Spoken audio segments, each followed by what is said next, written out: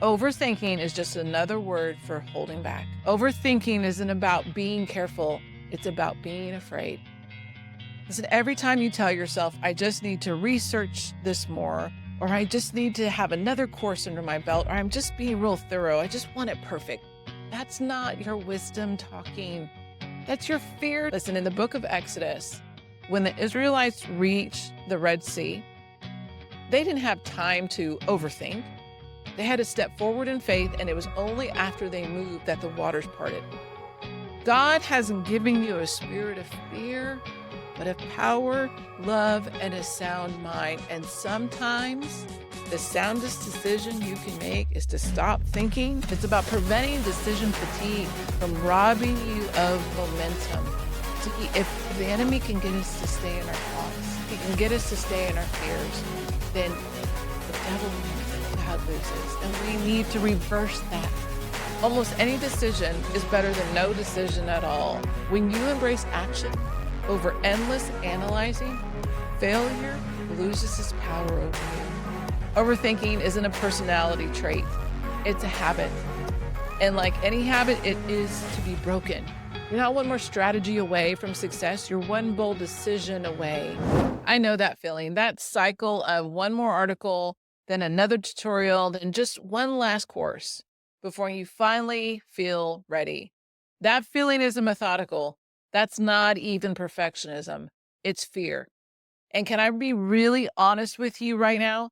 The world wants you to believe that overthinking is just being careful, being thorough, being strategic. Wrong. Overthinking is just another word for holding back from where God wants to take you. And here's the truth that changed everything for me. When you finally stop overthinking and start moving, God wins and the devil loses. And today, I'm going to give you the exact method that broke me out of my own overthinking and into momentum that changed everything. This isn't about thinking less, it's about doing more, but with purpose. And I promise it will transform how you make decisions forever. I'm Michelle Sarabia, and I help women turn life's pivots into powerful opportunities. And for years, I've known I wanted to start a podcast, but something always came up, or at least felt like I wasn't ready. I didn't know enough, wasn't sure if I knew enough guests, and what would I even talk about on those solo days? All these things in my head, thinking it through, but that wasn't the truth. The truth was I was just overthinking. I was holding back. I was coming up with excuses. I knew how to start a podcast. I knew what it was going to take, but I would hold back and tell myself, not yet. So I did something completely out of character. I created what I now call the bold decision timer. And what I did is I set a timer for 30 minutes. And I told myself, when this timer goes off, you're going to make one action, one decision about the podcast, no matter how uncertain it feels. And you know what? Within those 30 minutes, as it ended, every thought I had about starting was written down. Every thought, every step I needed to take was there, even to the point where during one 30-minute session with myself, I wrote a list of people that could potentially be guests. And I sent them a DM. And next thing you know, I booked dates and we hit record without having a backup plan, and we did it messy. And let me tell you something powerful about overthinking that nobody's talking about. Overthinking isn't about being careful, it's about being afraid. Listen, every time you tell yourself, I just need to research this more, or I just need to have another course under my belt, or I'm just being real thorough, I just want it perfect. That's not your wisdom talking. That's your fear talking. Overthinking isn't protecting you from pain, it's preventing you from growth. Overthinking isn't protecting you from failure, it's actually guaranteeing it. And every hour you spend perfecting the plan is another hour your purpose is sitting on the shelf collecting dust. Listen, in the book of Exodus, when the Israelites reached the Red Sea, they didn't have time to overthink. They had to step forward in faith, and it was only after they moved that the waters parted. The miracle didn't come while they were contemplating, oh, what should we do next? It came when they were acting. when they took the first step. Your overthinking isn't wisdom. It's not. It's fear disguised as responsibility. And your willingness to act, even before you feel ready, is what will part the waters of your doubts. God hasn't given you a spirit of fear, but of power, love, and a sound mind. And sometimes the soundest decision you can make is to stop thinking and just to start doing. Think about Peter when he's walking on the water. When Jesus called him out of the boat, and Peter didn't have time to overthink, he just stepped out. And it wasn't only when he started analyzing the situation, wait, am I actually walking on water right now? Wait, that's when he began to sink. Or even Moses, he hesitated at God's call with 5 different excuses, but action came through decisive obedience, not through figuring everything out first. God's response wasn't more information. It was, what's in your hand, Moses? What's in your hand? Prompting immediate action, immediate step forward. Your overthinking is making you question, making you sink like Peter, and your next step of action has the power to lift you back up, but you've got to take it. Proverbs 3, verses 5 and 6 says this: trust in the Lord with all your heart and lean not on your own understanding. In all your ways, submit to him, acknowledge him, and he will make your path straight. This verse has to remind us that overthinking often means we're trusting our limited understanding rather than God's wisdom. So how do we break free from overthinking? So I started to write down and I started developing this method that I really want to call just bold decision. It's just a bold decision method that has transformed my life. So first, we need to recognize what's really happening in our brains. See, when you're faced with the decision, whether it's about your career, your relationships, or even what to make for dinner, like your brain starts generating what ifs. What if it's the wrong choice? What if there's a better option? What if I regret this? Like, these thoughts aren't helpful. They're your brain's way of, avoiding the discomfort, of commitment. And they can keep you stuck in indecision for days, weeks, months, even years. And this is where I believe this method's going to come in.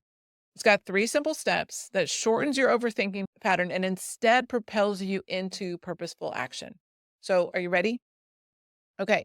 Step 1, I want you to set this timer that I talked about. And I want you to set a timer for 30 minutes. And this is going to create a container, if you will, of your thoughts, of your thinking. And you're saying, I will give you this decision the respect it will deserve. Okay. But I will not give it the power to paralyze me. So you're putting all your thoughts down, all the things that you're looking to do, and you're just writing those things down for those 30 minutes. Write everything you're considering, all the pros, all the cons, all the fears, all the hopes. Get it all out. Get it all out of your head and onto this paper where you can see it clearly. And then step 2, when the timer goes off, I want you to pause right here. And I want you to ask yourself, what do I already know to be true? Not what do I think, or what do I do next, or not what do I worry about, or but what do I know in my spirit to be true?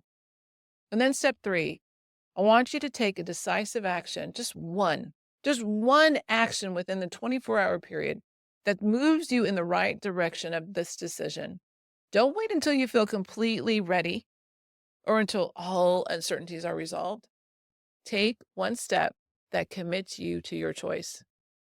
Listen, there's profound wisdom in this approach because Proverbs 16:9 says this: in their hearts, humans plans their course. We plan our course, but the Lord establishes their steps. See, we do our part if we have thoughtful considerations within our boundaries, within our limits, because that's what God gives us, limits on what we can do. And guess what happens? And then we step forward in faith, trusting God to guide our paths, trusting God that he will fill in the blanks, that he will do the things that we cannot do, the impossible things. And so when we step out in that type of faith, we understand and we surrender to God. Listen, he's a smart God. He knows what he's doing. So then this method, it's about taking reckless choices It isn't about making them, it's about taking them captive. It's about preventing decision fatigue from robbing you of momentum. See, if the enemy can get us to stay in our thoughts, he can get us to stay in our fears, then the devil wins and God loses. And we need to reverse that. It's saying, I respect this decision enough to give it proper thought, but I'm not going to let it become an idol that paralyzes me. Meaning my thoughts, I'm going to take captive. But here's the beautiful thing that I've discovered about this. Almost any decision is better than no decision at all. My friends, just making one decision is better than making no decision at all. Because even if you choose a path that ultimately isn't right, you'll discover that faster through actually taking the steps, acting them out, than just overthinking and doing nothing with them. See, once you start implementing this bold decision method, something remarkable happens. You break the cycle of overthinking that has kept you stuck for so long. You break the cycle when you begin looking for the next move from where you are now. That's the secret to overcoming overthinking. You can't see the entire path from where you're standing. Some routes only become visible once you're in motion. I think about Ruth. Think about Ruth in the Bible. You know, when she decided to follow Naomi to a foreign land, she couldn't possibly know she would become the great grandmother of King David and be in the lineage of Jesus Christ. She simply made a bold decision to go where her heart led her, and God worked it out, worked out the details so she couldn't even foresee what was going to happen. But she just trusted. And I find that the answers I've been overthinking about for weeks often appear within the minutes of me just taking action, me taking that bold step. The conversations I might have dreaded having bringing immediate healing. Maybe the boundary I was afraid to set actually strengthened the relationship. And here's what's truly liberating. When you embrace action over endless analyzing, failure loses its power over you. Oh, because failure isn't a destination. It's not a destination, my friends. All it is feedback. What to do different, what to change, what to tweak. It's data that informs your next step. When overthinking shows up now, and it still does for me, I recognize it as a signpost, as a yield sign, if you will. It's not telling me to stop and analyze more. It's telling me, hey, there's something important that's coming along the way on this other side of this decision that fear doesn't want me to discover. And I'm going to yield to it and watch it unfold. Your moments of greatness, hesitation, are often doorways to your greatest breakthroughs. So here's what I want you to take away from our time together today. Listen, overthinking isn't a personality trait. It's a habit. And like any habit, it is to be broken with consistent intentional practice. I want you to start with one decision you've been avoiding. Maybe it's a conversation you need to have with your teenager. Maybe it's whether to go back to work or back to school. Maybe it's finally addressing that health concern you've been ignoring. If you apply this method today, I promise, and you give it 30 minutes a day, you write it all out and you ask your heart what it knows to be true. Then take one bold step. Take one action within that 24 hours that moves you forward. Listen, I know this works because here I am sitting right here recording for this podcast, no longer overthinking through all the questions. Listen, if something in this conversation resonated with you, I'd love to hear about it. I want you to drop a comment below telling me one decision that you're going to make using this method this week. Listen, I read every comment and would be honored, hear from my heart. I'd be honored to cheer you on. This is why next week, we're going to dive into how facing your fears head on instead of letting them dictate your decisions, because you're not just capable of great things, my friends, you're called to them. You're not one more strategy away from success. You're one bold decision away. And you know what? When you have a confidence in Christ, you can do all things through Christ who strengthens you. That's the bold decision. And it starts now.